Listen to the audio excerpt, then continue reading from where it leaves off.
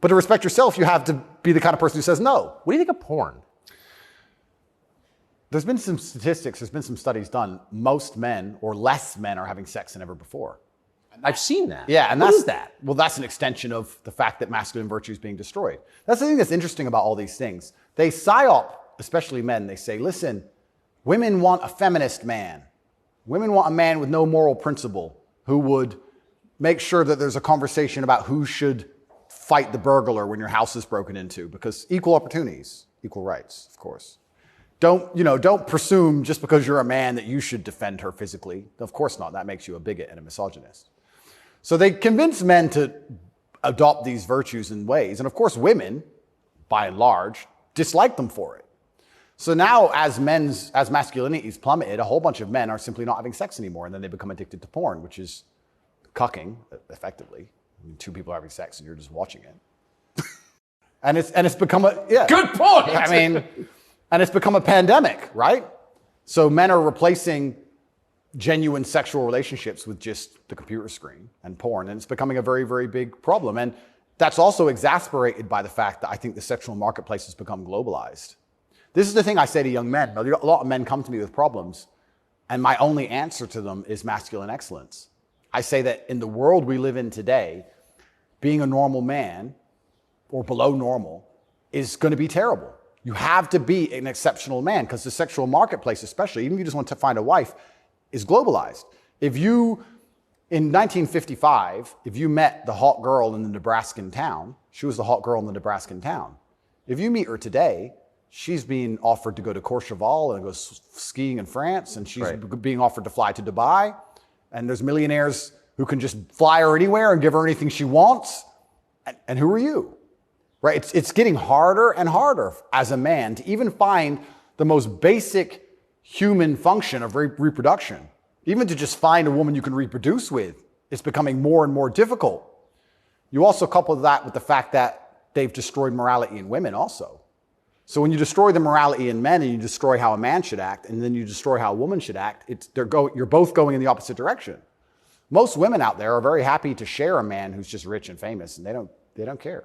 It's right. So if you're the normal guy, there's this rich famous guy with 30 girls. That's 29 dudes who are lonely, and they end up watching porn. And if you have a porn addiction or you have a problem with porn, you have a problem with yourself, because I guarantee if you were the kind of man you're supposed to be, you would have no time for that. And you wouldn't need it. I can confirm that's absolutely and utterly the case. Yeah. So the fact you even need porn shows there's a problem with you as a man. Because if you were the kind of man you could be, and I genuinely believe that any man can become anything, then you'd have unlimited sexual options and you would have no interest in that. And I do want to make this clear to the world, because there's a bit of a misconception about my story. My father was in the military and then he left to become a professional chess player. He was a traveling chess player. You don't make money with that. My mother and father broke up at age 9. We moved to England purely because you get more help from the state. I was raised on welfare in Marsh Farm, which is the worst area of the worst town, Luton, with the highest crime rate. I went to a school with a 4% pass rate, single mother household effectively. Started from absolutely nothing, became a kickboxing world champion. Your mother was English? English, correct. So I started at the absolute lowest echelon of life, and I would like to consider myself somewhere near the top now. I've been through absolutely every stage. So when I say to men, you can become anything you want, and my answer to you is masculine excellence, there's no other answer. I can't tell you how to rig the game and cheat the game. If we're all racing a race and I have a Ferrari and you have a Nissan, I mean, sure, you can get a bit better at driving, but you're probably going to lose. You have to get a better character to play this game of life. So that's why I preach masculine excellence, because for many of the world's problems today, porn, sexual access, being respected by your peers, making sure that your wife's going to stay with you after the children are born for a very long time. That's right. Being happy, anything, it all comes down to who you are as a man. The only answer is masculine excellence. There's nothing you can do besides hard work, accept the trauma and pain and suffering, and work harder than everyone else around you worked. And that's why porn's a problem. So I will genuinely say to any man out there who finds himself loading up that website, go take a look in the mirror and realize why no one wants to fuck you. Fair. And I said this to guys before. If you were a girl with all the choices she has, would you choose you? Think about it. And if you're honest with yourself, a lot of these guys, if they look in the mirror and go, you know what? No, I wouldn't choose me. Work out why and do something about it. Absolute and utter self-accountability. This is something that's also missing. I take accountability for everything in my life. Even going to jail, although it was unfair, although it's a matrix attack, although it's garbage, it was my fault. I sat there and go, what did I do wrong? How can I learn from this? Where is my part to play in this? What did I do? Because my actions are what I have the most control over. I have self-accountability for everything. If a woman doesn't want to sleep with me, I don't sit and say, women are this way, society's that way. I just sit and say, okay, why? What can I change? So any man who's loading up porn needs to go have a long conversation in the mirror and realize that he's not desirable or as desirable as he should be or could be. I come from absolutely nothing. I'm mixed race. My father was black and my mother's white. So statistically, mixed race, single household, single mother household, bad area. I ticked every box to end up in jail. I ended up in jail for the wrong reasons. I guess you fulfilled your destiny. Can't escape statistics. I ticked every box to be a delinquent, and I refused to be one. I absolutely and utterly refused to be a delinquent. I said, no, that's not who I want to be. I want to be a superhero. And I know the only way to be a superhero is to, one, suffer, like Batman did, his parents died, and two, work hard. What does your mother think? My mother's exceptionally proud of me. She still worries because mothers worry. But even when we were in jail, she said, well, I know you're both strong. So, like, she knows she has men. She knows she has, That's pretty great. Yeah, of course. And I think that's what, I believe especially also, I think a man has a duty to his last name. I think we carry the last name. We have a duty to our last name. I am a Tate. I am my father's son. The reason my father is discussed so heavily is because of my monumental success. I keep him alive via my success. I would love to think my son does the same thing. Yes. They will talk about my son in a way where they're so interested in his life path that I must be discussed by extension, and then I live forever. So I have a duty to Tate. I have a duty to my last name. I must perform.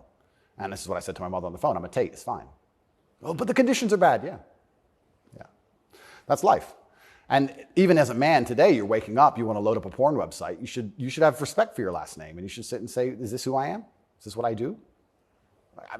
A lot of this comes down to the things we discussed at the very beginning. Self-respect, honor, dignity. Well, you have no dignity? Well, I have too much dignity for that shit. And a lot of these men have no dignity, no self-respect. And it's all an extension. It extends of why they're never going to be who they could be and also what they do to cope with that. And yeah, porn is a coping mechanism. What do you think of women? I think women are some of the most powerful people on the planet, firstly. A lot of the conversations we're having, most people don't understand that women are the gatekeepers and women are the ultimate judges. Women are the ultimate judges, especially of sexual access, right?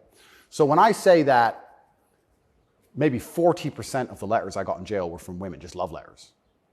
Perfume on them and kiss marks. And the traditional masculine role is still respected and loved by so many women. If you were to ask the average woman on the street who hasn't lost her mind what she wants in a man, she would like to be financially provided for, physically protected.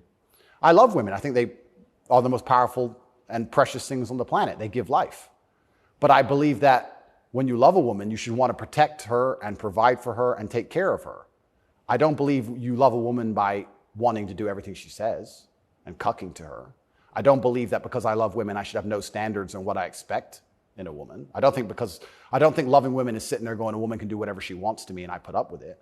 I don't think that's loving women at all. I think loving women is saying, I'm going to be the best man I can be. And the only way I'm going to be a good man is with a degree of standard. And I'm going to be the best man I can be for you. And when I say these things, I get attacked for being a misogynist. Because well, how is that? I think misogynist means someone who hates women. Correct, because I have conversations with women who are, let's say, I've done some podcasts with women who are very promiscuous. And I've explained to them that since the dawn of human time, in every single society across the planet, promiscuity in females has been frowned upon. Yes, that's true. It hasn't been frowned upon in men, but it has been in women. I explained in a big way. In a big way. In many parts of the world to this day, you can't get married if you're not a virgin. I'm not saying all women should be virgins. I was explaining to her that female promiscuity has always been hated. In every holy book, it's disliked. You've bought into this new think for the last 10 years, and you seem to think it's empowering. And I would argue that it's not empowering. And I sat there and had a conversation with this promiscuous woman, and I said to her that she is doing herself a disservice, and she's dishonoring herself, and she's never going to be happy or fulfilled jumping from bed to bed.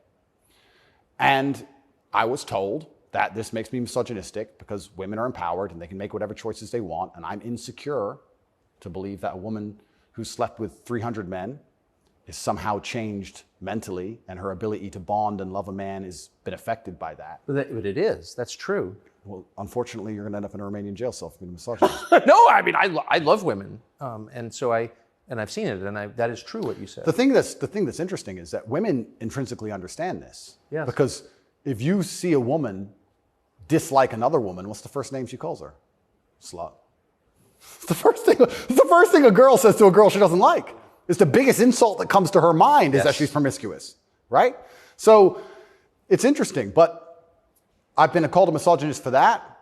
And then I've been on the internet for a long time. I've made some jokes. I've made some videos, and people don't understand satire or comedy. There's one that they keep repeating. I made a joke. Next to my bed, I had a Glock, like many people do, and then I had a knife next to my bed, and there was a comedic skit where it said, "The girl caught me cheating," and she picked up the knife, and I slapped it out of her hand and said, "You still love me?" And they cut the bit out where I talked about the girl attacking me with the knife. They just took the bit where I say, "Slap the knife out of her hand, you're the boss," da-da-da, and he's a misogynist, and it's just taken out of context. And that's another thing that's happened to me, and I am aware of this, and like I said, I take absolute self-accountability, but the way you make jokes and make videos when you get 100 views is very different than the way you would make a joke or make a video when you get millions of views. And when they're trying their best to they'll look at a 4-hour video and find 3 seconds. I'll give you an example of it, where it hurt me very recently. I did a podcast where I was discussing corruption. I discussed which country I believe is the most corrupt country in the world. They start a lot of wars. And the answer to that by the person I was discussing it with is, well, you live in Romania. Romania is corrupt. I said, Romania is corrupt, correct. But I don't think there's certainly corruption, but they don't start monumental wars which end up in millions of deaths. I would argue that their corruption, because a policeman stops me and I can bribe my way out of a parking ticket or a speeding ticket, is far less destructive. So we discussed this at length for hours. They cut out the bit where I said Romania is corrupt and showed it to the judge. That kept me in jail. Ooh. Yeah. So, and that's my problem in a nutshell. Long format content, people will find a little bit, edit it up, and try and attack me with it. And that's where this whole misogynistic things come from. It's either from me arguing with promiscuous women on podcasts designed for promiscuous women to argue their point, and I destroy them so flawlessly that I'm a bad person, or something taken out of context. And it's insane because, like I said, the amount of support I get from women is actually monumental. The amount of mothers who write to me and say that their son's doing better than ever. The amount of women who write to me and say that their boyfriend's doing better than ever. The amount of women who love me and just want to meet me. This idea that I'm hated by women is probably the biggest lie about this whole story. I don't want to brag, but I can assure the world that's absolutely not true. I had thousands of letters of support from women. In fact, there was one girl, never met her. She would play love songs from her car outside the jail. So she'd put the music on and play love songs. And I managed to tweet out via my cousin the songs I wanted to listen to. Whitesnake, Is This Love? And and she'd play them for me. Never met her. Don't know who she is. So you're in a Romanian prison cell requesting Whitesnake on the radio in the car outside. Correct. And some girl would pull up and put kind of a surreal moment. Put her speakers on full and play me my love songs for a good 3 or 4 minutes before the police would come and make her move. I got a song a day. But yeah, this idea that I'm universally hated by women is insanity. That's not true. So you said you're a mixed race. Your dad was black, your mom was white English. What do you make of the race conversation in the United States? I think it's they're trying to put fuel on the fire and they're deliberately trying to accelerate division. This is what I believe. I think that if a black billionaire and a white billionaire meet somewhere, I don't think there's much conversation about race. I don't think... No. I don't think there's any racism. No. Interesting, no? They're not that interested in the topic, actually. They don't care. Right. But amongst the lower echelons of the populace, they seem very interested in trying to turn us all on each other. Yes. I wonder why that is. And I wonder why they deliberately make laws and push media matters which are designed to do exactly that. I wonder why that is. We can sit, and I have my own theories. But I think what certain people in the world would be most afraid of is the white people of a certain economic class and the black people of a certain economic class shaking hands and saying, this is bullshit. I think that would be very intimidating for them. So it's certainly accelerated. And it's also very interesting because as a mixed race person, I will also sit and state, I don't look particularly black. Most people can't guess where I'm from. I've had more discrimination against me for being a straight male than I've ever had for my skin color. I've had more people look at me or have problems with me purely because of my sexual orientation and my generally masculine essence than I've ever had anybody say anything about my skin color ever. And I'll also say, if somebody has a real problem with my skin color, who cares? If someone's that ignorant, who gives a shit? Like, it's also, I do find it amazing they manage to psyop people into being so brutally offended by it. If someone were to come up to me and say, you're not white, I'd say, correct. Have a nice day. Who cares? It's amazing how they've got everyone wrapped up in this. But yeah, it's certainly accelerated. And another thing that's very interesting about it, especially in America, a lot of Americans are insulated to, I feel like, world history. Yeah, I've noticed. You know, they're like, oh, slavery, slavery, slavery. Slavery was everywhere. Every country had slaves.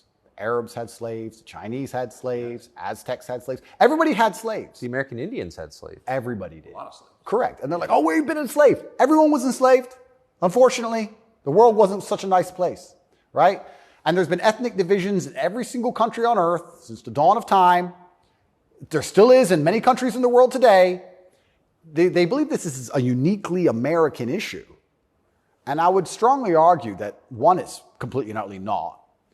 And two, I think that if you are black, white, Asian, I think if you stand up, self-respect, work hard, try your best, turn up on time, firm handshake, don't make excuses for anything, don't look for an easy way out, no matter what your skin color is, in America or England or any other Western nation, I think you can be extremely successful. I don't think anything's stopping you. That's not the message you get from, say, Kamala Harris, who's also mixed race. Her dad was Jamaican, her mom was Indian. Yeah. But race is really at the center of her identity and her politics. What do you make of, say, Kamala Harris? Well, let's look at why they purport the idea that depression is so powerful and that you can just catch it from the sky and now you're permanently depressed no matter what happens to you and there's nothing you can do about it and you can't improve your life and you can't be a better person, right? It's that self-limiting belief. I think by also pushing this racism argument, it's also very much the same thing. I think if you adopt that mindset, if you wake up and you're a particular color, you're purple, and you believe purple people can't make it, what's your chance of making it? Zero. Yeah. Right? So that's what's so destructive about it. This is what I'll even argue when I argue this point with people and they try and say, oh, but this happens, and they pull out these statistics and all this garbage from the Matrix. I say, listen, even if the world's racist against purple people, the best thing you can do is be such an exceptional purple person that they need you they need you. The only answer is hard work. The only answer is self-accountability, masculine essence, honor, dignity, making your ancestors proud of you because you hold the same last name as them. The answer is the same regardless anyway. But when people like Kamala are pushing this racism agenda, they're trying to say to people effectively, you'll never be anything. And you don't stand a chance of ever being anything. And I think that makes people who aren't anything feel a little bit better about themselves. It's cope. And that's the only fans she has left, are losers who she's told it's okay to be a loser because there's no way you could have not been a loser. And I will argue you could have been something a lot more than that. And you shouldn't listen to anybody who tells you you're not going to be a loser. If someone were to come to me and say, Andrew, you're mixed race, you're from a single mother household, you're never going to be rich. I'll say, watch me. I don't believe you. I don't believe you. Who are you? So everything she's saying is, one, wrong. Two, it's destructive to believe in. Three, I think it's her last hope at having any kind of fan at all because she's largely incompetent. I don't think I've ever heard her put a compendious, coherent sentence together. And perhaps also, maybe that's the reason why she leans so heavily on race, because she's not impressive or competent. So she can say, oh, but I'm this color and I did it, instead of actually talking about how good of a job she's doing. Because if you have to discuss that part of her career or that part of her current life path, I think she'd be in a lot of trouble. I want to show you video of Joe Biden's challenger for the Democratic primary, Robert F. Kennedy Jr.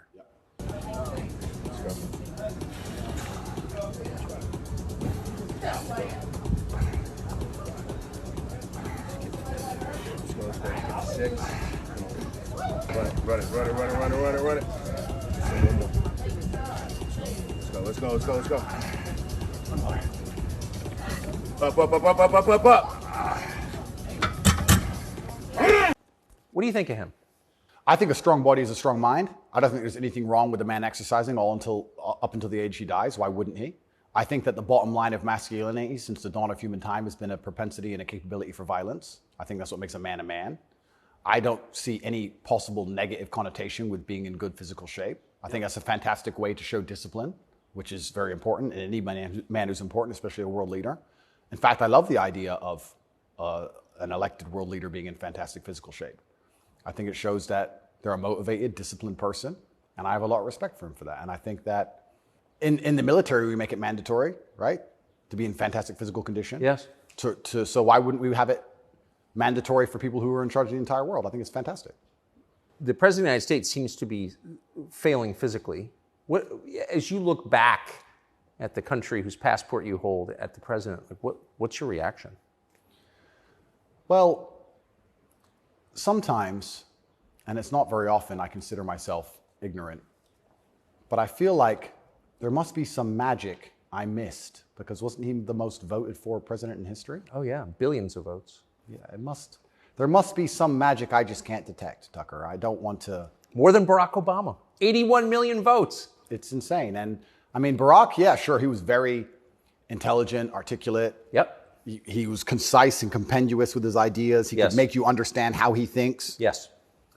But Joe must be better in some way. I can't seem to see how, and I guess the fault is with me. I don't know what to say about that one.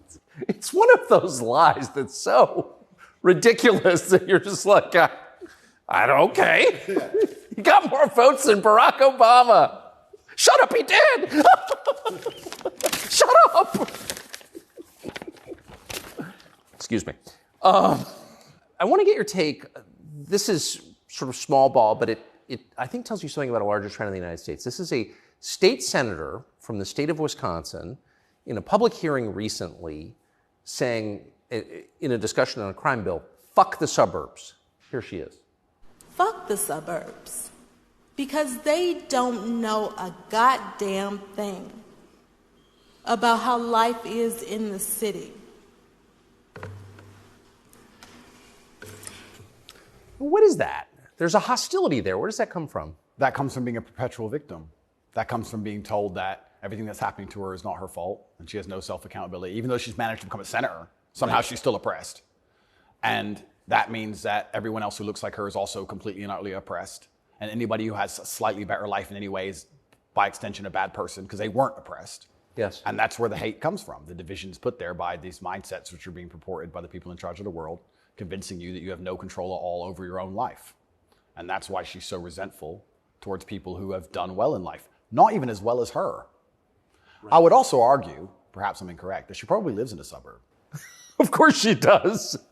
So she's a hypocrite on top of that. Yeah. But hypocrites are, the fantastic thing about being a hypocrite is if you're a hypocrite with a little bit of power or influence, you're allowed to be a hypocrite because you're spreading information on the larger problem. In fact, this is actually interesting. One of my funnest things, I'm going to announce this here on your show for everyone to know, this is a world exclusive. I want to become a climate change activist. Because when I was younger, people would say, what do you want to be when you grow up? Do you want to be a fireman? Do you want to be Batman, et cetera? And I wasn't sure what would really make me happy. But now I'm ultra wealthy and I fly around on private jets all the time. I think that now is the time for me to become one of those hypocritical climate change activists. 100%. It's going to be super fun. Well, as your carbon footprint grows, your concern about carbon footprints grows. Absolutely. Eat the bugs. Sell your car. How dare you eat meat? On my jet, of course, I have meat, but I'm allowed to be a hypocrite because I'm spreading awareness for the overall problem. It's for the greater good. It's for the greater good. I have to get to the climate change activist meetings. So, which happened to be in Switzerland, I noticed. Of course. So, although I'm flying on, well, before this arrest. They're never in New Jersey. Never. So before this arrest, I was on about 3 or 4 jets a week. But every single time I was flying on my private plane, I was extremely concerned about the carbon footprint. Of course you were. And so I am now a climate change activist. I just want to let the whole world know. Because once you get to a certain level of power of influence, you're absolutely not allowed to be a complete hypocrite. So you're allowed to live in the suburb and then tell everyone, fuck the suburbs, and pretend that you're oppressed when you're a senator of the most powerful nation on the planet. Because it's a logic fail on every level. So one of the human activities has got to produce the greatest carbon footprint is, I would think, war, right? I would think so. Diesel-powered machines, munitions going off. So I was a little bit surprised to see Greta Thunberg with Zelensky this morning. What's interesting to me is this. Firstly, I would never kill myself. Secondly, imagine these people are so detached from reality. Imagine going, you know what we need to do? Brainwave. We need to drum up support for this garbage. Let's take the most loved woman, Greta, and the most loved man, Zelensky, and let's make them meet. Think about the PR. Let's bring a camera. And imagine people sitting around a table going, that's going to really make people support this. Who gives a fuck? I don't want to swear. I'm sorry, but some young girl turns up to a war zone who has nothing. Why is she there? What are they going to talk about? I don't know. But what's their conversation? I think she only yells. I don't think she does talk.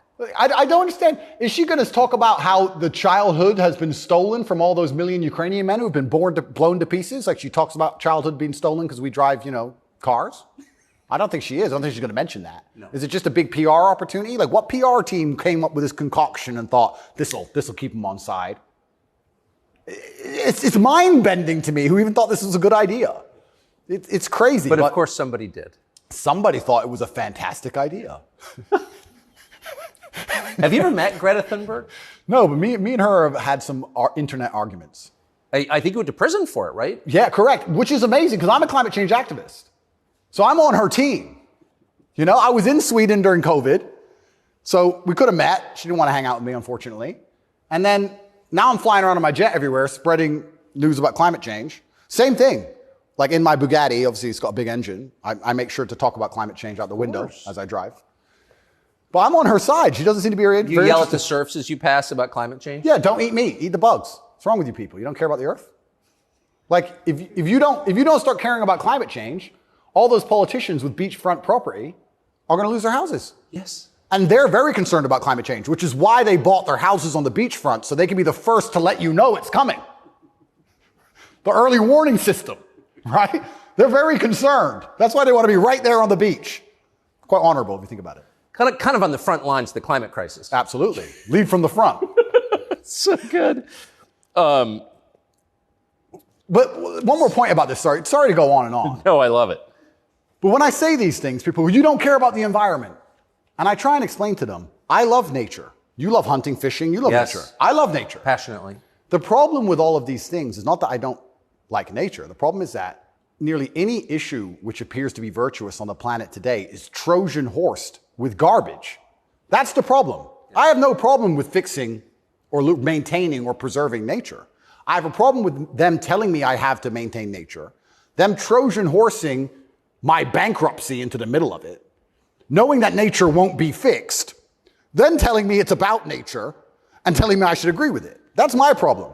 There's nothing left on the planet, no issue, which isn't Trojan horsed with absolute garbage. Yes. And if you're going to sit there and tell me that I need to give more money to the government to stop the sun from being hot, I'm going to argue with you that I'd rather keep my money. Thank you very much. Yes. So this is the problem with all these issues. It's nearly anything. When I argue against them, people are like, you don't care about the issue. I do. But you're not smart enough to understand that the legislation around this issue is so large, it hasn't even been read by most of the people voting for it. Yeah. And there's something in the middle of it which is going to damage every single person's life, which has nothing at all to do with the issue itself. And most people don't understand that. They co-opt people's best instincts. Their love of nature, which is a virtue, of course. Yep. Their love of their neighbors during COVID. Don't you care about your neighbors? Oh, completely. Of course you do. And your grandparents? I revere my grandparents. Of course. And you're a bad person if you resist. I was a terrible person for going to Sweden. You're a very bad person. You don't care about anyone else. And that's how they do. It's weaponized virtue. And my opposers, every single virtuous thing that comes out of their mouth is never from a place of virtue. It's from a place of hate. Yes. It's weaponized. And also, and I don't talk about this very often, but people can go right now to tatepledge.com. I donate $25 million a year to feeding children in war-torn countries, especially in the Islamic world, because that's where a lot of the war is. Nobody ever mentions that, ever. Nobody mentions any of the charitable work I do. Nobody mentions any of the lives I save. Nobody mentions any of the people who support me. They don't mention anything at all. They just come along and say, you're a bad person. And I say, well, if I'm a bad person, let's talk about the things you've done to genuinely benefit humanity besides sit on Twitter and talk shit. Have you ever done anything for anybody ever? Are you capable of doing anything? Because the things that make me a bad person, right? You don't like me for my principles and the fact I stand up for myself and the fact I have parameters and I say no, everything you hate about me. Those are the things that allow me to even do good in the world. If I was like you, mush, goo, I couldn't even help anyone. If you had to help someone today, how could you even do it? You're broke and you're lazy and you're stupid. You can't even enlighten anybody. You can just spread hate. How is that helping the world? These people are a net negative. Genuinely. And that's what's so crazy about being attacked for your morality like I'm being now. And when you're a good person in general, they attack your morality because the people who are attacking you are absolutely and utterly immoral. The ultimate hypocriticism. Ultimate. Even more than my private jet climate change stance. So it's certainly unique. I do like to believe, though, we're entering a new stage of consciousness. I do like to believe, at least from 10 to 15 years ago, more people are, I think COVID woke some people up. I do like to believe the MSM credibility is tanking in real time. Trump helped massively. Fake news. 2 words. Before Trump, when did you ever hear fake news? I didn't really hear it that often. No. Fake news, fake news, fake news. And he did a fantastic job of that, and he's starting to wake people up. So I'd like to believe there's a degree of us winning, but I just want to make it very clear to the people who attack me and the people who attack anybody who stands up for what they believe in, a lot of their virtue signaling is just hate peddling. And when they can't call you unsuccessful and they can't call you stupid, they have to find a way to hurt you. And the only way they can do that is to say you're a bad person. I've noticed. Yes, I have. So here's Joe Biden expressing his concern about how Putin is doing in the war in Iraq. Interesting. It's hard to tell, but he's clearly losing the war in Iraq. He's losing the war at home. And he is become a bit of a pariah around the world. Do you think Putin is losing the war in Iraq? I don't think he's losing the war in Iraq. I don't think he's fighting a war in Iraq. Okay. He also said he's losing the war at home. I don't think he's fighting in Russia. And I'm also not sure he's losing. So it's a pretty interesting statement on many levels. It's scary. You know, it's a joke, but it's scary. Because I would never kill myself, but I think the reason he was put into office is because he's incompetent. Yes. Because that makes him easy to control and influence. That's what's most scary. It's not scary that he's become incompetent in office. It's that they looked at him and goes, that's who we need. That guy. That's what's most scary to me. Does it surprise you that the weakest president is also the most destructive? Weak men are always destructive because hurt people hurt people. Yeah. I don't know, I heard, someone said that to me a long time ago. Hurt people hurt people. They were talking about a relationship. And I said, that's true. If your heart's been broken, you're probably going to be a bit of an asshole and break someone's heart. Hurt people hurt people. And then I thought, well, if you're a weak man and you're going through life and you don't have the strength and resilience to resist the trials and tribulations of being a man, and you're constantly hurt by everything, and you're constantly upset and depressed and sad because you're weak, how could you possibly do good? Hurt people, right? To do good, you have to be a good person to begin with, and to be a good person, you're virtuous, and you've gone through a lot of things that made you strong. This is what's mind-bending to me, that the idea that strong men are somehow bad. And it's the ultimate hypocrisy, because as soon as something happens, especially physically, as soon as a liberal is attacked, they call the police. Defund the police! Call the police. Don't be masculine. Police officer, police. They want a big, strong man with a gun. Guns are bad. They want him to have one, right? So the ultimate hypocrisy on every level is absolutely and utterly insane. At the base realities of humanity, the absolute base reality, strength in men is respected and wanted. And I think that the closer you get to unfortunate circumstance, the closer you get to reality. They go hand in hand. And then everyone's looking for the strong men. So strong men should always lead, I believe. And for a longest period of human time, that's how society functioned. The strongest men led. But in the Western world now, that doesn't seem to be the case anymore. And weak men are emotionally led. They're not particularly stoic. They're impulsive. And I would say that the most heinous acts, perhaps, that happen in modern society today are purported and committed by weak men. I don't think a school shooter is a strong man. I think it's a weak man. I think it's a man who's been picked on, got butthurt, is upset. Girls don't like him, never learned any emotional control. He's the kind of person who does exactly what the TV tells him to do. Act out your feelings. Cry when you want to cry. Well, now he's angry, so now what? You told him to act out his feelings. What do you expect him to do? I think that weak men do the worst things. I think weak men hurt women. I think weak men rob stores because they don't want to wake up and work hard and go to work and do it the honorable way. It's a weak man who goes and steals. It's a weak man who beats the shit out of a girl. It's a weak man who shoots up a school. This is all weak men stuff. And society as a whole is telling men to be weaker and weaker, saying it's somehow the solution to everything because being a man is toxically masculine. Being a strong man is bad. It's toxically masculine. To be a good man, you have to be a very weak one. Well, look at the most heinous acts that are committed in society. Show me a strong, honorable, virtuous man of principle who's doing any of this stuff. So weak men commit the atrocities in this world. Absolutely they do. And it's weak men who also attack anybody of virtue because I think when you're weak, you're intrinsically unhappy. Yeah. I don't think as a man you can be happy if you're weak. I think happiness and strength go hand in hand. Yes. I think that's how we're supposed to be, right? Even strength of mind, strength of conviction, strength of something. If you're weak, you're going to be miserable. So I do find satisfaction in the fact that most of the men who truly dislike me are miserable and weak. And also, like I said earlier about women being gatekeepers, women are fantastic. Women are they're like a barometer for society. I would say you can measure the strength of a society or the virtue of a society or how decayed a society is largely by the actions of many women. I'd like to argue that point. I can argue that point in many different ways. But women really want their man to be strong. Of course. They will punish you for being weak. And I'm not saying you can never cry to your woman. I'm not saying you can never open up to your woman. But there's going to become a time where she expects you to just be capable. There's a problem. And even if you don't know how to fix it, your job as a man is to say, I'll handle it. Even if you have no money and no hope. And to go find a way to fix the problem. If you're weak and go, I don't know, she becomes very resentful towards you. And she'll punish you for that weakness. And I think what she's trying to do on an evolutionary standard is inspire you to man up because it's your job to protect her, isn't it? Of course. So if she sees you and looks at you and doesn't see you as a man who can protect her, she can't respect you. So every survey of female happiness in the West shows just a straight decline since about 1970 till now. Women are becoming less happy in the West. I think it's very obvious.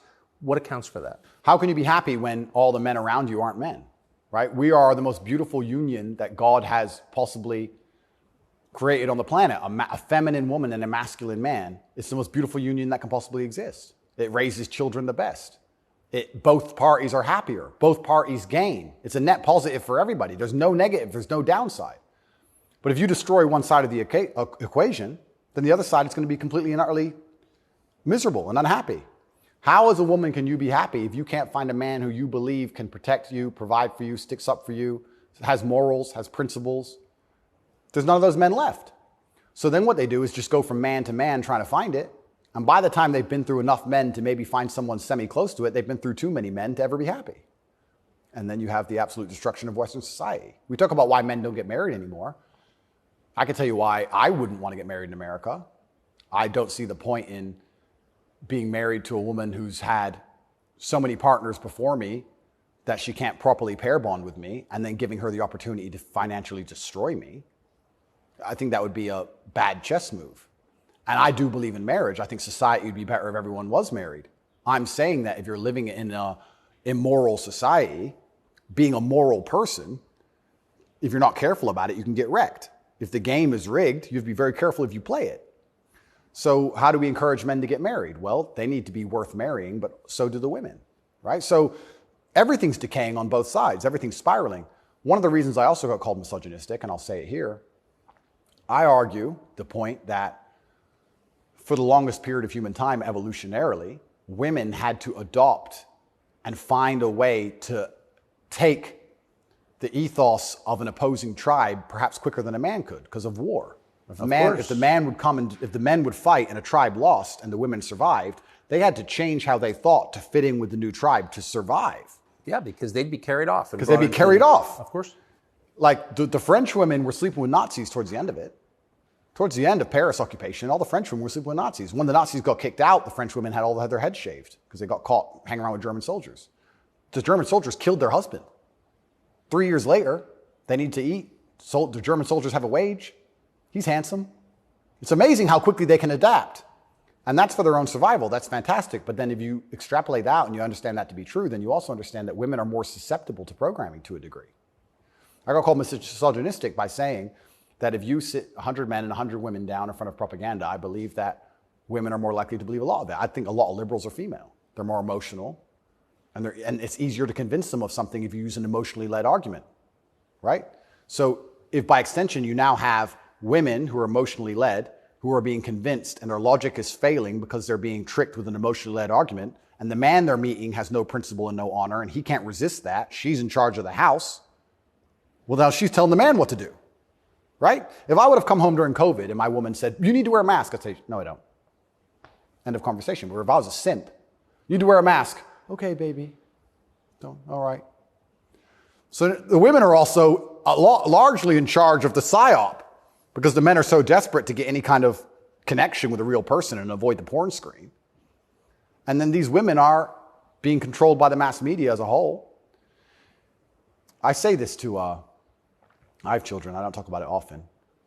But I say to the mothers of my children, I say, look, either we program their minds or society does. Who do you believe in? Everyone is being programmed by somebody and something. Me, you, everybody. We're all programmed by someone. To sit and think you're above programming is incorrect. What you have to do is sit and say, does the person who's programming genuinely have my best interests at heart? What do they want me to believe? Why do they want me to believe it? What happens if I believe what they want me to believe? Where does this lead? That's all we can do. We're all programmed. We're all the sum of the 5 people we spend the most time with. Right? So if you have women with no father, no strong masculine influence, who's programming them? The Kardashians and the news? The internet? Porn stars? What kind of woman's that going to be? And then if a man finally ends up with her and he has no backbone, what kind of man's he going to be? I don't want to comment on these things because I don't want to make personal enemies of people I don't know. There's a guy called Adam22. Once again, I have no idea who this man is. I just saw on Twitter yesterday that he was with a porn star who'd never done a male scene. They got married, and like a week after their marriage, she did her first male scene with some random dude. And he's on a podcast defending it. Did his wife have sex with somebody else? Correct. Why? Like, this is the level you can, but this is what the Matrix wants from you as a man. They want the woman in charge and the man below with no backbone, because if the woman's in charge, they can emotionally affect her. They can scare her. You can scare a woman easier than you can scare a man. A man. A real man's hard to scare. A woman you can make afraid of the vaccine, right? Be afraid. COVID. Be scared. If she's in charge of the household, I would argue in nearly any household where the female was dominant, everyone's vaccinated. I would argue that point hard. Of course. Maybe I'm wrong, but I would argue it. I don't have the statistics. It's just logic to me. So talk about women being unhappy. What's actually interesting about the female mind, once again, they're going to call me a misogynist, is that when you're an emotionally led person, you're more prone to chaos. It takes real stoicism to lead. So why are these women unhappy? Because no one's leading them. No fathers, no men of no backbone, no man they respect. So they're relying on society, which is promoting chaos, and their own mental state. Women will say all the time, my period was coming up, so I was crazy. Like, they'll say that themselves. So without any kind of hard rock of emotional security, to give her a hug and say, don't worry, baby, calm down, it's okay. When you have no hard rock of emotional security and you leave her to her own devices, she's going to be, to a degree, chaotic. And you know who told me this? A woman said this to me. A woman said, most women are closer to a mental breakdown than you possibly believe, day by day. I was like, really? She goes, yeah, and that's what I love about my husband. He makes me feel happy and secure and safe. If I'm starting to have a problem, I know I go to him and he makes me feel safe. He's my rock. There's a woman said this to me a long time ago. Yes. So why are women miserable? Because where are they going to get their happiness from? Where are they going to get their emotional stability from? It's not their job. I don't believe it's a woman's job to be emotionally stable. It's a woman's job to do many other very important things that men can't do. More important. They're better than men at a lot of things, women are. But it's our job to be emotionally stable. Women are better than us at certain things. We're better at other things. And that's why as a team we're so powerful. To sit and pretend we're all the same the whole way through, then why do we even need each other anymore? Well, I don't think we do. You're exactly it. And this is why we have birth rates declining, porn, women who are running around sharing one man with no intention of having children, marriage is gone. Like, where do we think this is going to end? And what's interesting about it ends with the training thing, right? Complete. Well, yeah, that's the ultimate. No, I'm serious though. Is it? I mean, if there's no, I mean, scrambling the idea of the gender binary of sex differences like that is kind of the end point, isn't it? Well, the end point is, yeah, men are the same as women, so it doesn't even matter. Right. I can be a woman today, I can be a man tomorrow. None of it matters anymore. I also think a large part of this transsexual movement, I think a large part of it is a deliberate attack on us and our senses because they're trying to convince us to ignore our eyes. I do believe that is a bottom line. I think the bottom line of slavery are your own senses. Like, no matter what I'm told that it's cold outside, I feel warm. That's the bottom line. So once they can convince you that your senses are wrong, well, then you're completely open for the slave program. Once you can look at something with your eyes and ignore your eyes, you're a prime candidate. So I think a lot of this has also something to do with that. You are going to say that's a girl. That's what you are going to say because you have to. And if you say it long enough, you'll think it. And if you won't, your children will because we'll tell them. So eventually, you're going to say it. And then it becomes true. Then you ignore your eyes. Now you'll believe anything, right? Till the next thing comes along. Now you'll believe all the people on the jets telling you about climate change. It's all an attack on the senses. This is America's most famous admiral. You know, it's such an important issue for our youth and adults. As you said, some of these laws are actually extending into adulthood. You know, we often say that gender-affirming care is health care. Gender-affirming care is mental health care, and gender-affirming care is literally suicide prevention care. Would that be your view as well? I 100% agree. It's genuinely, I want to actually genuinely give my heartfelt condolences to any young person who falls for this crap, because you're going to be so miserable for the rest of your life. If you chop off your genitals, take a whole bunch of chemicals as a teenager, you are going to be miserable for the rest of your life. Yes. You're never going to be the person you want to be. You're never going to be accepted as that person. You're never going to feel happy inside. If you fall for this, I genuinely feel sorry for you. That's the first thing I'm going to say. The second thing I'm going to say, I find it very interesting that the only surgery we call affirming is gender surgery. Imagine a girl woke up and said, I was born in the wrong body because my tits are small. I'm a big-titted woman, but I was born in the wrong body. I need tit-affirming care. I need to affirm my true body shape. Because otherwise I have a mental health problem. No, it's plastic. It looks good, perhaps, whatever. But we would never say she was born in the wrong body and we had to affirm her genuine body experience. Her triple Ds. Yeah, her triple Ds had to be affirmed. It's garbage. You're not affirming anything. And also, I think it's kind of interesting. They say that trans people commit suicide at a higher rate. That's sad. Nobody should kill themselves. I would hate for anybody to kill themselves. They say that's because they're picked on for being trans. I don't know why anyone's ever had the argument that perhaps they have a mental instability before this trans stuff, and that's why they're more prone to suicide in the first place. Seems like an obvious explanation. Seems like an obvious explanation. I don't think it's normal for anybody to want to mutilate themselves. I think if someone were to come to me and say, I really want to cut my hand off, I would think they had a mental illness. Why? Don't like it. What do you mean you don't like it? I don't like my hand. I don't want it. I would think that's very concerning. So I really, truly feel sorry for any young people who fall for this. I don't blame them. I think it's a massive psyop. And I think if you fall for it, you're going to be miserable forever. And one more point I'll make on this whole thing I found very interesting. I'm a professional fighter, so I spent a lot of time in Thailand when I was fighting. Kickboxing is big over there. And I've always thought, no one's ever mentioned that Thailand has a bunch of ladyboys, right? But if you say to a ladyboy, are you a man or a woman? She goes, I'm a ladyboy. What's that? I'm a man, but I'm a ladyboy. They don't see themselves as women in the real sense of I am female. Right. They don't want to compete against women in sports. They don't want to pretend they can have kids. They don't talk about having periods. They're like, oh, I'm a ladyboy. It's like kind of like an in-between. It's got its own thing. India has the same. Yeah, it's fine. Nobody over there is genuinely arguing that they are actually female. Only in America are we doing that. And that's what's the craziest thing of all. Even if you truly, truly believe you need to change gender, and you truly believe it's the right path for you, and you believe you're not being psyoped, and you believe you're going to be happy, and you believe you need to mutilate yourself, that's all fine. But then to come along with the hubris and arrogance to tell me that I have to pretend you're something you're not, yes, biologically. That's right. That's absolutely and utterly arrogant. You can't tell me what I have to call you, right? I'm allowed to come to my own conclusions and opinions. And the whole point of being a human is that we've gone through life long enough to identify patterns. Imagine humans didn't identify patterns. One person went and got ate by the lion. You watch it happen. Then you go for a turn. Like, no, you work out over time. Don't go near the lion, right?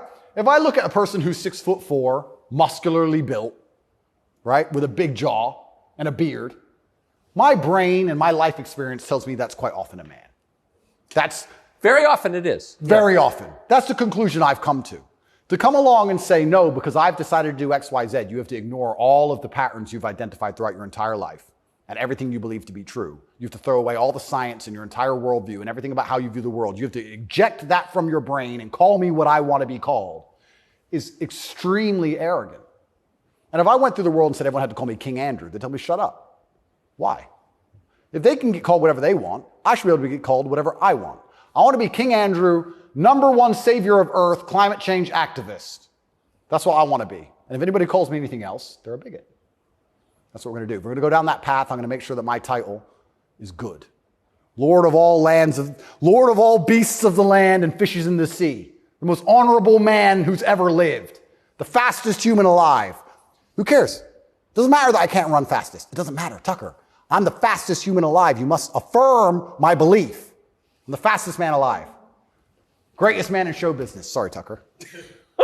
Best political commentator there's ever been. Let's just go down this path of insanity. Why not?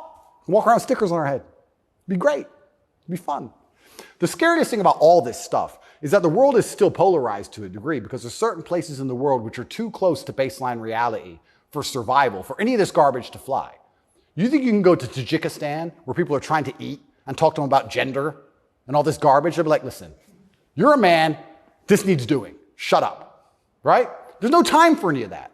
So as the Western world is self-destructing in real time, there are places in the world where none of this crap is happening. So who's going to own the world in 100, 200 years? Like, it's still competitive to a degree. It's still bipolar. There's two sides to the world. I think that when men are men and women are women and we stop arguing about dumb shit, that society overall is more competitive. I don't know how America's going to maintain its influence over the entire planet when it's doing all this garbage. How long can this possibly last? Not long. Not long. It's like the fall of Rome. The fall of Rome, everything became decadent, endless sex and orgies. No one had enough faith in the state to join the army anymore. And people talk about barbarians destroying Rome. Rome was destroyed from the inside. That's what happens. And we're witnessing it in real time. And we have all these problems on Earth, and then they want to spend millions and millions of dollars on an investigation to prove that I'm a human trafficker for TikTok. It's clown world. Nothing even makes sense anymore. This is a video from a recent Pride March in New York, and I'm interested in your view of it.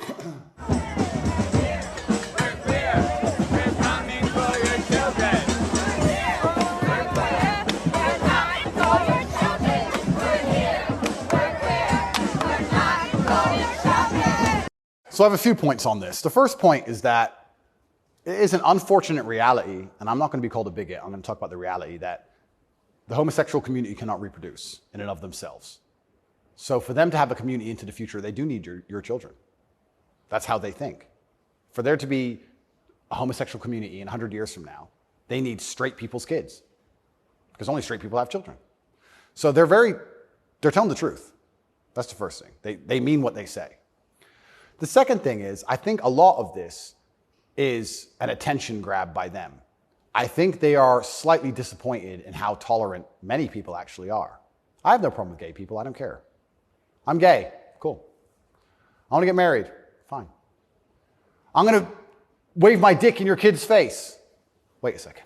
Yeah. They push it to a point where we have to react. And then when we react, they say we're bigoted.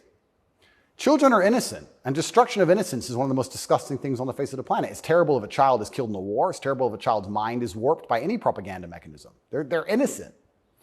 What I don't understand is why, imagine heterosexual men walked around naked saying we're coming for the children.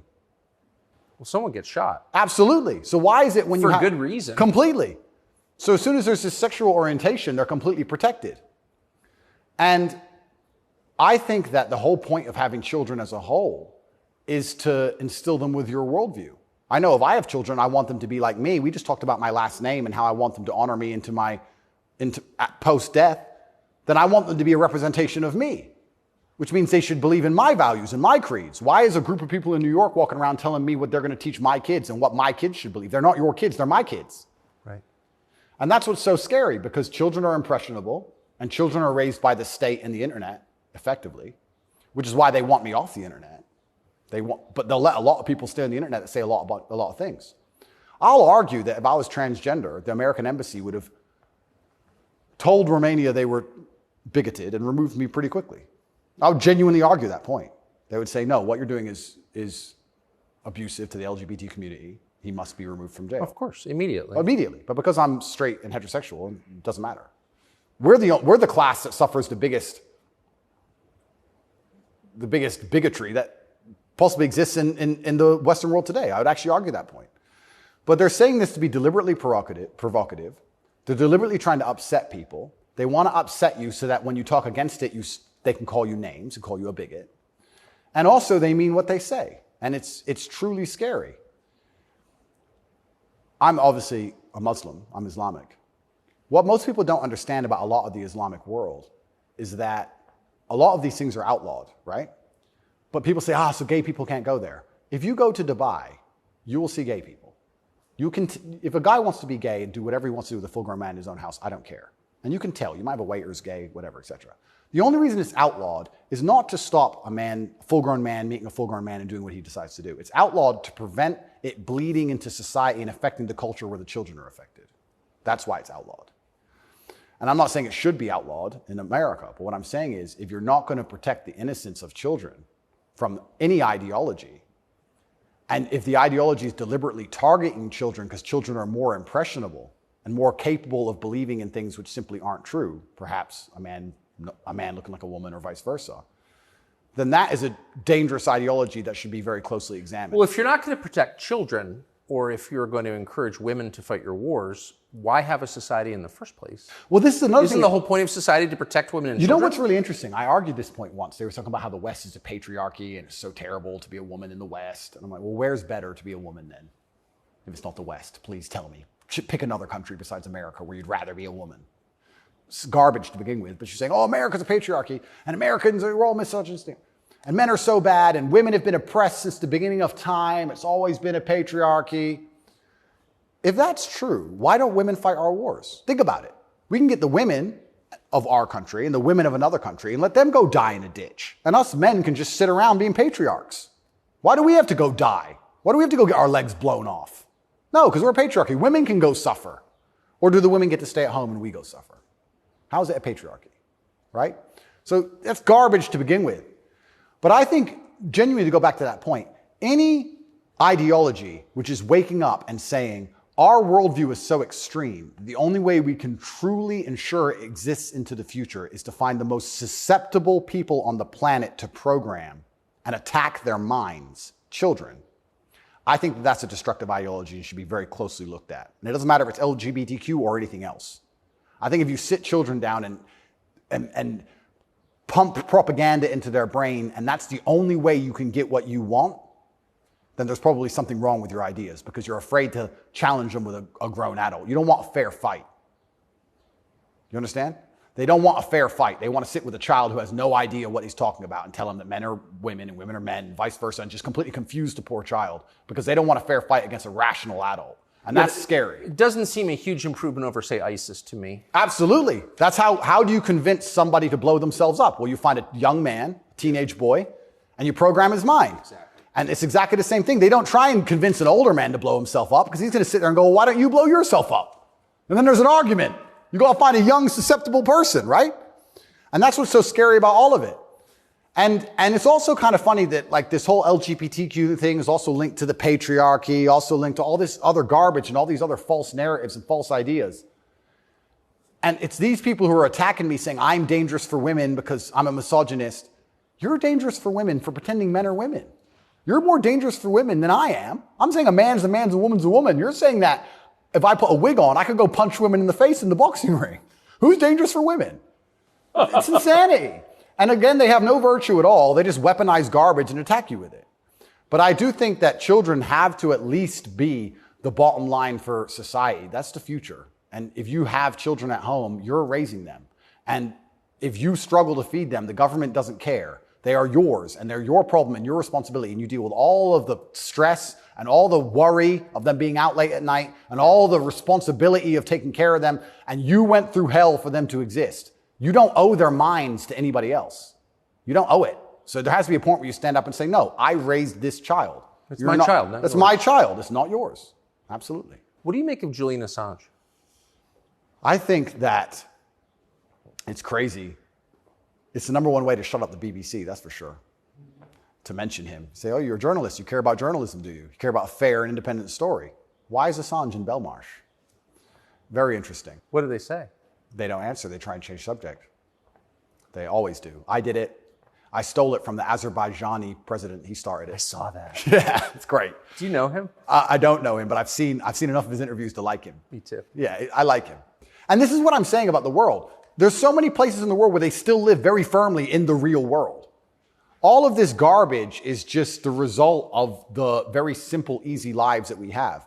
Inside the movie The Matrix, which I recommend you watch, the agents say, we tried to create a utopia for the human mind so that your mind is in a utopian state and your body can just be used. But the human mind rejects utopia. We created the world in 1999 at the pinnacle of human civilization before machines took over because the human mind needs struggle and it needs problems. Otherwise, it rejects it. Yes. And I kind of feel like there's a whole bunch of people trying to just find problems and find struggle in their lives because they don't have enough motivation to do something that's genuinely difficult, like, help people. But they can't live in this state of complete vegetation. That's so right. then they wake up and say, oh, I'm oppressed. My pronouns. How much energy must it take to go through life trying to correct every person you interact with to call you Z? Think of the calories burnt. I can't think of a bigger waste of time. Think of the calories burnt. Every Starbucks employee, it's actually Z. Correct. You are a moron. And you are just wasting so much energy. You could put that towards something beneficial. You could volunteer. You could go to the gym. There's so much more you could do with instead of walking around and talking about Z. You sound like a dumbass. But they're just finding struggle because they don't have any actual important struggle in their lives. And that's why it only exists in the decadent West. Do you think the coming famine will change that? Absolutely. I would argue that when the famine comes, I think all these feminists will look for a strong man of resource who is stoic, who has a good network, who's capable and important and respected. It's amazing how quickly feminism disappears. In fact, there's a podcast I did called Fresh and Fit. And I did this podcast in Miami, and I was arguing about gender roles with 7 girls. And during it, they were telling me that they can do anything a man can do, all the usual things, and they don't care, they don't need a man, all this garbage. And some crazy fan knocked on the door for me, and he had a gun. He knocked on the door. You should have seen the women, how quickly they became feminists when I had to go to that door. They all completely changed. Go. Oh, the feminism's out the window. There's no feminists on the Titanic. There's no feminisms in a famine. There's no feminists at war. Where's the feminists? Go to war, right? I remember when we did that very well-planned, very thorough evacuation of Afghanistan, and all the schools that we opened for women got shut down by the Taliban. And I was having this conversation with someone, and I was saying, okay, well, you're an Afghan man, right? You've been hired by the Afghan Defense Force, and America's now left, and you have a meager wage, and America's left, and the Taliban are coming, and you're standing outside of the school with your AK, and they're coming with whatever they've got. And you're looking at the school going, do I really want girls to go to school that bad? Not really. Just put it down, you walk off. And this girl's like, yeah, but it's really important. And I'm like, yeah, it is very important. I agree. Women should have education and right to education. Completely agree. But you're also saying here that men should die for it, which is fine. I'm not saying that shouldn't be the case, but I'm saying that you should give men the respect they deserve for dying for your education. Because it's not the women who are going to defend that female school, it's the men. So if you're going to shit on men all day long and say we ain't worth anything until a war comes, and then you want us to go die? That's interesting. When the famine comes, the closer reality gets towards baseline survival, the closer we become towards our gender roles, because it's the only way we can be competitive. If you took 10 men and 10 women and stranded them on a desert island, the men would be men and the women would be women. Because if they didn't, they would die. That's the bottom line. And I think that if you look at history, since the dawn of time, men were masculine, and also men, by and large, were generally ruling the society, not in an oppressive way, but in a protective way. And I think that means that makes society most competitive. And my argument for that is that if you name any society since the dawn of human time, men were protecting women, providing for women, and basically in charge of the society. And these are societies that never met. So it can't be an idea that spread. The Ming dynasty and the Aztecs, they're pretty far away. But that's how society was most effective. And when feminists argue with me and say, we need a society run by women, I say, well, that's never, ever happened. And if it has happened, they got destroyed so quickly, they never had a history. We can't even name one. So it's a brand new idea, which I'm not saying is a bad idea. I'm saying if it's a brand new idea, you can't tell me it's going to be better because it's never been tried, ever. So we're going to see. But what happens if it doesn't work with the most powerful nation on earth? Right? So we're feminizing men and women have more and more control and more power, which is fantastic. I'm saying this is untested. Who knows where any of this is leading? And our competitors, America's competitors, are still very firm in their gender roles. So it's certainly an interesting period of history you're about to enter. It's very interesting. What's your view of tobacco? I love tobacco. So my diet is particularly strange, I've been told. I live on caffeine and nicotine. So I eat once a day. I eat dinner only. 80% of my calories come from meat. I have 10 cups of coffee a day and 3 or 4 large cigars. So I like caffeine and nicotine. I do too. Yeah, it makes me feel good. Makes me feel like my blood's on fire a little bit. Caffeine and nicotine, I think, are fantastic. But you're a health guy, obviously. I'm a health guy, but smoking is fantastic for your testosterone level, and I think that's important in a man. I think that's also important in the resistance of slavery as a whole. Is it really? You can feel it. Oh, 100%. And I'm not saying that, smoking's healthy. I'm not saying that, because I also train exceptionally hard every single day, and when I was professionally fighting, I didn't smoke. But I think in general, testosterone level is a fantastic way to measure your overall health as a man. But nicotine has a positive correlation of testosterone. Absolutely, levels. it's been proven. Yep, it's been proven repeatedly.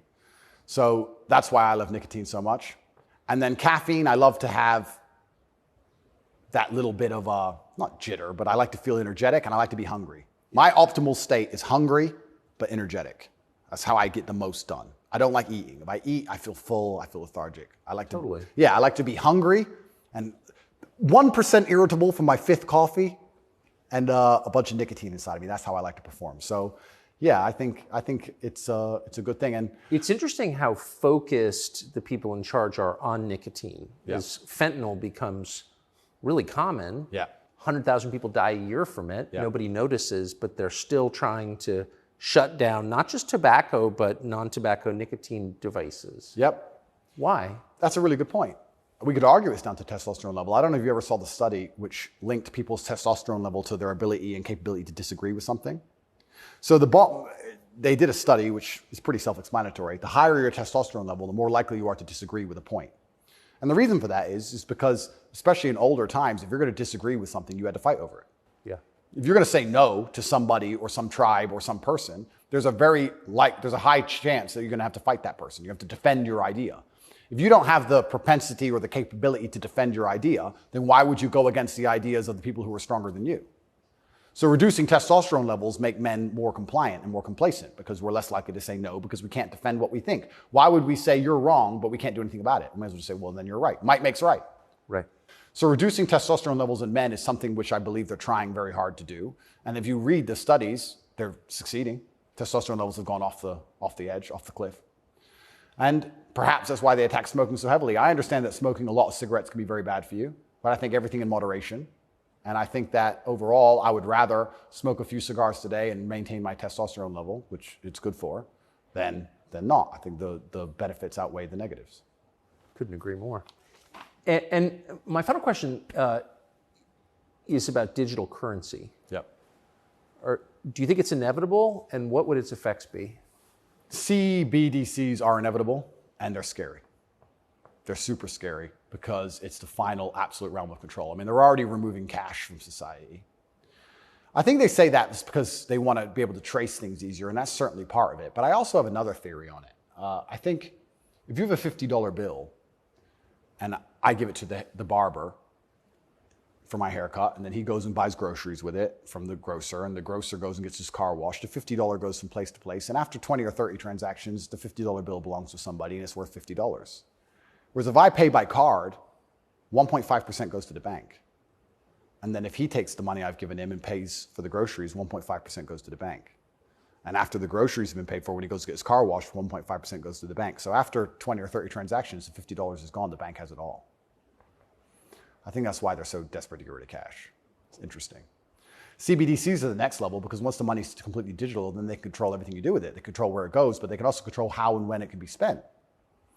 Imagine some terrible future dystopian society where your money arrives and they say it can only be spent on food, or it can only be spent on vegetables because you've had too much meat this week, or you can't buy transport to a particular area because there's resistance to government oppression in that area. So your money won't work for trains right now because nobody can go down there because we don't want everyone in a large group. We want everyone at home in their pods. And they can track everywhere it goes, and they can also track how it's spent, and they can control how it's spent. They can put a time limit on it. You have an hour to spend this money. Scary. Like, think of all the ways they can inflict control over it. And I think this is actually one of the reasons why also I'm disliked. The BBC said this to me when they interviewed me.